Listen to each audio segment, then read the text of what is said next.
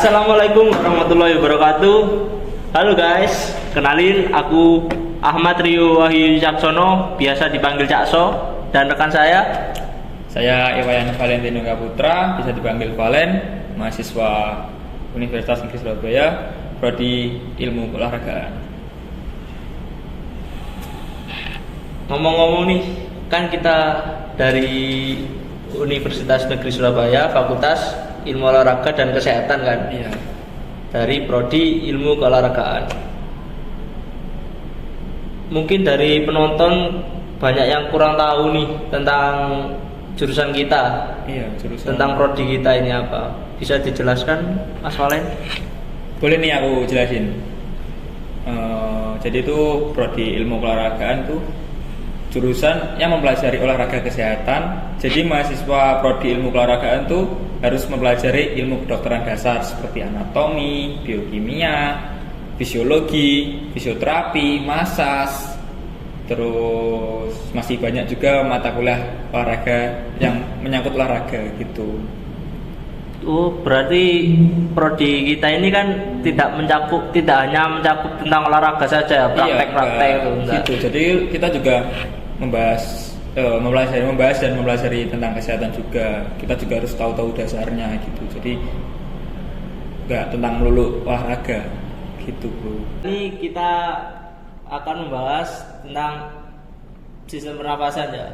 Bisa dijelasin dong apa itu sistem pernapasan? Sistem pernapasan tuh dibagi menjadi 5 bagian. Yang pertama ada hidung, tenggorokan, trakea, alveolus, dan paru-paru. Nah, dari kelima itu pasti kan juga punya fungsi-fungsi sama itu ya, ciri-ciri lah mungkin gitu. Bisa dijelaskan fungsi dan ciri-cirinya organ-organ tersebut? Yang pertama, hidung. Ya, hidung buat apa biasanya? Hidung buat mencium. Kok mencium sih? Untuk bernapas juga. Iya, ya, bernapas. Oh iya, juga buat mencium itu ya, bau. Mencium bau kan? Iya. Waduh, aku jadi salah. Ambigu ini. Iya. Nah, jadi hidung tuh fungsinya tuh sebagai saluran pernafasan manusia kan, yang itu buat apa ya, keluar masuknya tuh udara saat bernafas gitu. Jadi kayak fungsinya tuh kita bernafas, menghirup nafas ataupun mengeluarkan nafas gitu. Nah, yang kedua ada tenggorokan. Tenggorokan tuh berbentuk seperti pipa yang itu menghubungkan antara rongga hidung dan paru-paru. Yang ketiga ada trakea. Nah, trakea tuh susunan tulang-tulang rawan berbentuk cincin sebagai tempat lewatnya udara pernafasan. Jadi kalau bernapas tuh udaranya juga lewat ke trakea gitu. Dan yang keempat ada alveolus. Nah, alveolus ini biasanya nggak dimiliki di manusia juga, tapi juga di seperti hewan gitu juga punya alveolus. Nah, alveolus itu pertukaran gas antara oksigen dengan karbon dioksida yang akan meninggalkan tubuh gitu. Tapi aku pernah dengar ada satu hewan tuh yang nggak punya alveolus. Apa itu? Kalau nggak salah tuh kayak burung itu nggak punya alveolus. Kalau setahu aku ya, tapi nggak tahu bener apa enggak gitu. Oh, jadi burung itu nggak punya alveolus? Iya, tapi nggak tahu, saya kayak pernah baca gitu. Tapi ya belum. Tapi bener sih kalau menurutku gitu. Dan yang terakhir ada paru-paru. Paru-paru tuh organnya mempunyai sepasang organ, yaitu di kanan dan di kiri. Kalau lambung kan cuma di kiri kan ya, kalau lambung itu. Nah, jadi fungsinya tuh untuk menukar oksigen dari udara dengan karbon dioksida dari darah. Nah, jika paru-paru kita terganggu, maka mempengaruhi kesehatan pada tubuh manusia gitu, Bro. Wah. Nah, kalau menurut Bung Wah itu ada nggak sih mungkin yang kamu ketahui kayak aluran atau apa gitu tentang sistem pernapasan? Soalnya tuh aku juga nggak sepenuhnya tahu, karena kita kan juga masih mahasiswa baru. Mahasiswa kan, ya, jadi sama-sama belajar gitu. Kalau aku pernah baca sih di sebuah buku dan artikel itu,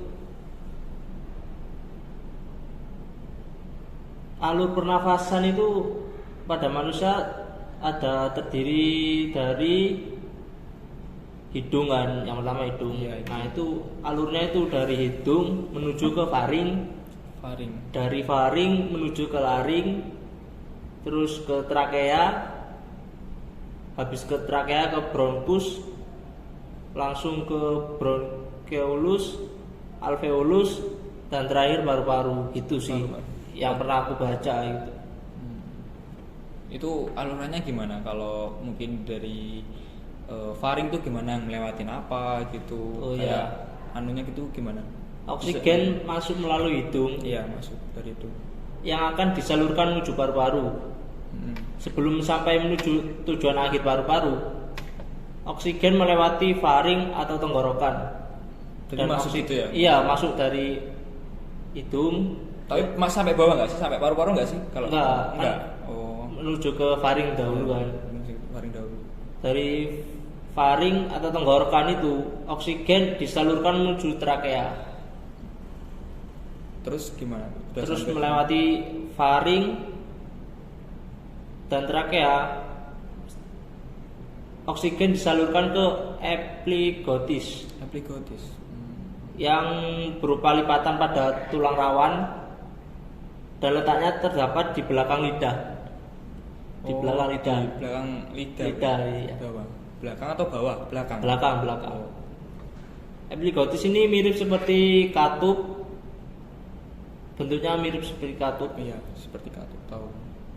Dan sebelum sampai ke trakea, oksigen disalurkan menuju laring atau biasa disebut pita suara. Oh, pita suara Pita yang suara kesini yang tuh. ada di Jadi, sini. oh pansan kalau kita banyak ngomong ataupun apa kayak teriak-teriak gitu. Jadi Iya. kan ngaruhi ke nafas juga kan. Kalau kita tersendak juga kan Iya. mempengaruhi kan Iya, pernapasan. kayak gimana gitu Iya. rasanya, tahu kan ya?